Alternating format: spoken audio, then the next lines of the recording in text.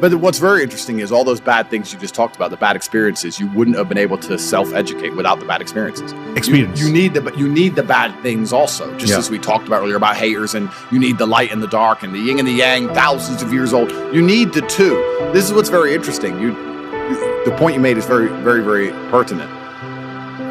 There's a lot of people who complain about the bad things that happen in their life, not understanding that without the bad things, you'd have no life at all. You need all of the bad things. You need the mental struggle. You need to go through things which you regret. You need to sit there so that if you've never regretted any action you've ever taken, how can you sit and make a intelligent decision for the future? You can't do it. Yeah. You need to sit and say, well, I felt the sting of regret for X. I don't want to feel the sting of regret for Y. You need this experience. And that's what life is all about. People think that life is just the good times. And this is the massive misconception. Love is a perfect example. Let's use love. Because people think being in love is holding hands and I hold hands and we cuddle in bed, I love them. Love is the whole spectrum. Love is missing them. Love is breaking up with them. Love is being sad they don't text you. Love is the whole circle. There's no up without down. Anything that has the ability to emotionally affect you positively has the ability to emotionally affect you negatively. There's nothing in the world that can only affect you in one direction. Even something as asinine and stupid as an object. We'll go back to cars because I used it earlier.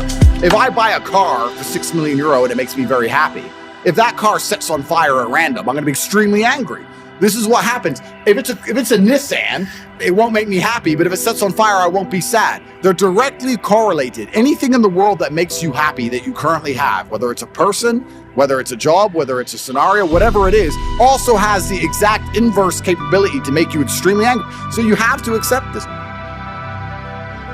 I can't explain it. I see other people live their lives. I go, I can't wait for the weekend because I want to watch this movie. I think, who cares about a movie? You're looking forward to the weekend for a movie?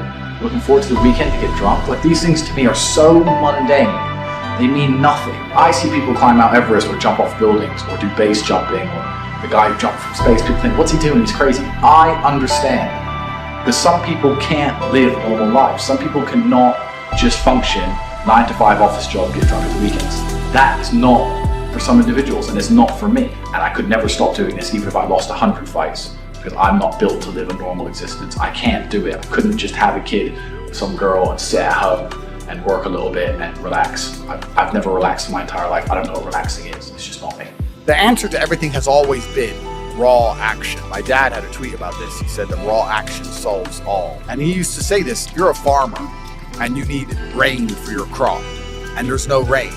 You can sit there and say there's no rain, we're all gonna starve. Or you can stand up and do a rain dance. Now, will your rain dance work? Perhaps not. Perhaps the rain won't come.